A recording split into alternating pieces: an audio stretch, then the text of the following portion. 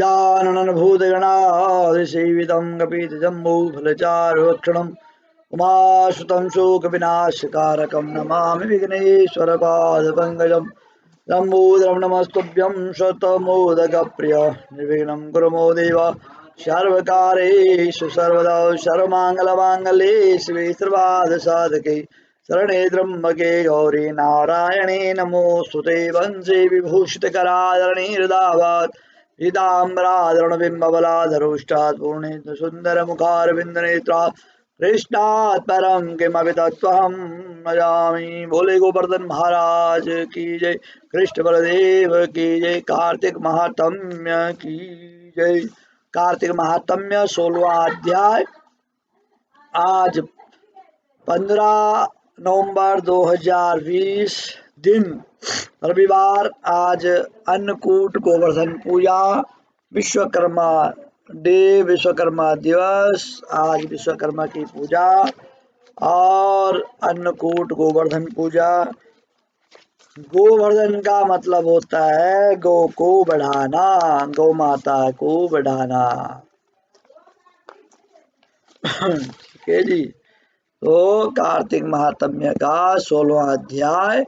नारद जी कहते हैं कि अब मैं दीप दान तथा भगवान के मंदिर में मार्जन झाड़ू का वही महात्म्य कहता हूँ जो ब्रह्मा जी ने मुझे बताया था। पहले चंद्रवंश में जयध्वज नाम का एक प्रभु भक्त राजा था।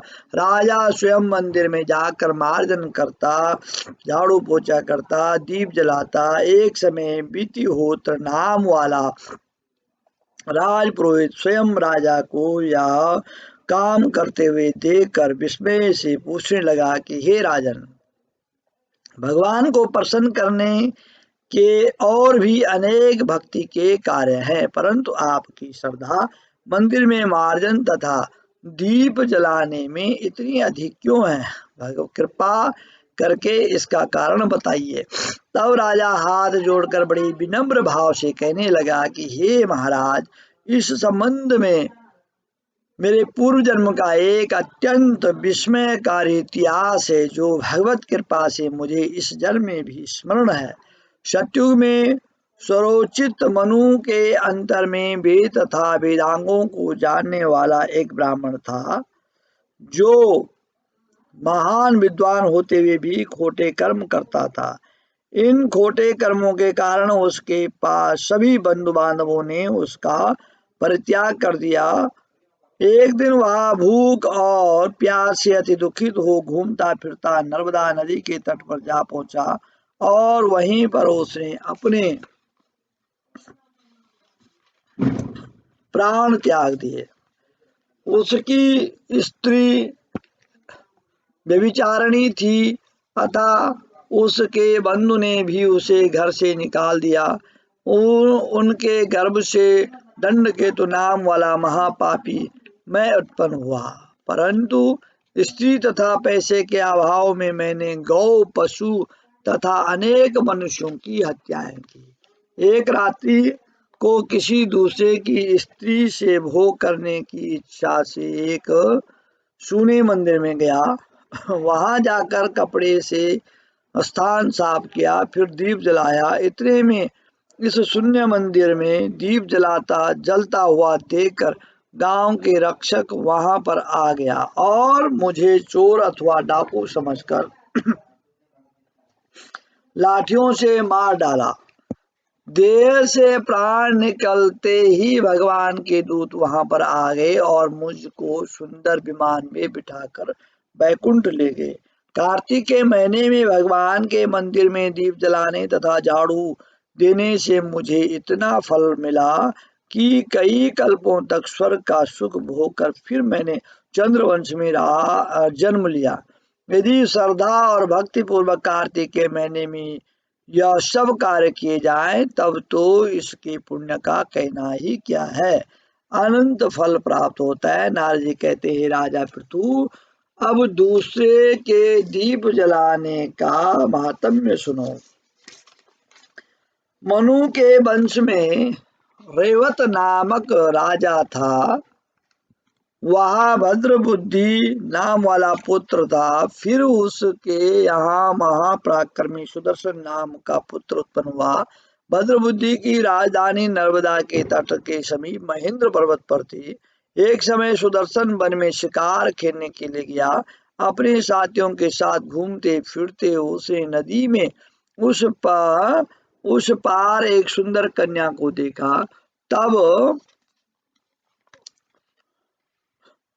अपने साथियों को वहीं पर छोड़ घोड़े पर सवार हो सुदर्शन तत्काल नदी के उस पार जा पहुंचा। वहां उस रूपवती कन्या को देखकर वह उस पर मोहित हो गया। कन्या भी शोभायुक्त उस बलशाली वीर पुरुष को देखकर लज्जा को प्राप्त हुई। फिर सुदर्शन ने पूछने पर उस कन्या ने बताया कि वह गौड़ राजा की पुत्री है और उसका नाम मदनालसा है। अपनी सखियों के साथ क्रीड़ा करने के लिए यहाँ पर आई है। तत्पश्चात उन दोनों ने गंधर्व रीति से वहीं पर अपना विवाह कर लिया और कुछ समय तक नर्मदा नदी के तट पर विहार करके पुनः अपने घर पर आकर आनंद पूर्वक रहने लगे। कुछ समय बाद राजा भद्र बुद्धि अपने पुत्र सुदर्शन को राज्य सौंपकर वन में चला गया। तत्पश्चात सुदर्शन बड़ी राजनीति से राज का चलाने लगा। रानी मदनलासा सदा अपने पति को विष्णु भगवान की पूजा का उपदेश करती थी। इस प्रकार दोनों ही भगवान के बड़े भक्त थे। उन्होंने भगवान का स्वर्ण मंदिर बनाया। दोनों ही उसमें भगवान का पूजन करते, दीप दान किया करते। एक समय रानी मंदिर में दीप जला रही थी। उसी समय राजा ने उसको बुलाया, परंतु दीपक जलाकर आने में रानी को कुछ देरी हो गई। तब सुदर्शन ने क्रोधवश में आकर रानी से कहा कि तुम तो कहा करती थी कि पति ही स्त्री का देवता है, फिर इस दीपदान में इतनी देर लगाकर तुमने मेरा अनादर क्यों किया? यदि देर से आने की कोई गुप्त कारण है तो बताओ। सती साध्वी मद नालासा नलासा बड़े मीठे शब्दों में बोली, हे महाराज, मैं दीपदान का महत्व आपसे कहते हूँ। बदनालसा कहने लगी कि अब मेरा चरित्र सुनिए। पिछले जन्म में मैं अन्न कण ग्रहण करने वाली चूया थी। एक दिन गोदावरी के तट पर भगवान के मंदिर में रात्रि को जलता हुआ दीप बत्ती छोटी होने से बुझने लगा। मैंने बत्ती को लोभ से पकड़कर छाया तो उस समय दीप को जल गया, परंतु मुख भी जल गया। इससे दुखी हो मैं मृत्यु को प्राप्त हो गई। परंतु क्योंकि रात्रि के समय भगवान दीप प्रज्वलित कर दिया, रात्रि के समय भगवान का दीप प्रज्वलित कर दिया था, इसी कारण मैं रूपवती आपकी रानी बनी। यदि श्रद्धा पूर्वक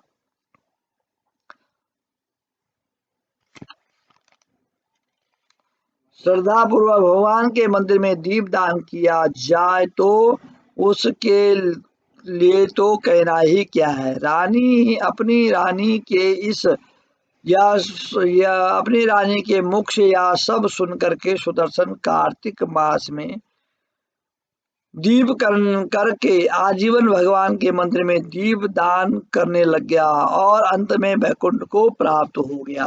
कार्तिक के महीने में मंदिर में दीप जलाना, तुलसी माता को दिया देना, झाड़ू पोछा, सायन सफाई, कुछ भी कार्य हो मंदिर में, उसका जो फल है वो कई गुना बढ़ जाता है। इसलिए कार्तिक का महीना बहुत ही उत्तम मास है और भक्तिमान मास है, पुण्य को प्राप्त करने वाला महीना है। इसलिए श्रद्धा और भाव भक्ति से अवश्य अपने घर में, अपने नजदीक मंदिर में, पीपल के पेड़, तुलसी के नीचे अवश्य दीपदान जलाएं और मंदिर में झाड़ू लगाएं, पोछा लगाएं। नहीं तो मंदिर में झाड़ू पोछा दान कर सकते हैं। कार्तिक में कभी भी कर सकते हैं, पर लेकिन कार्तिक में विशेष मंदिर में झाड़ू रख दो। अगर आपके पास फुर्सत नहीं है, नहीं झाड़ू लगा सकते हैं, पोछा नहीं लगा सकते हैं, तो आप झाड़ू और पोछा तो मंदिर में दान कर ही सकते हैं। झाड़ू और पोछा मंदिर में दान अवश्य करें, और उसका जो फल है वो उसका फल आपको भी प्राप्त होता रहेगा। इसलिए श्रद्धा और भाव भक्ति से कार्तिक महीने में दान पुण्य, भगवान की सेवा, दीप जलाना आदि आदि जो भी कर्म है वो अवश्य करें। भगवान का नाम जप तप निरंतर करते रहें। बोले कार्तिक महात्म्य की जय, कृष्ण बलदेव की जय, श्री कृष्ण गोविंद हरे मुरारी नाथ नाथ।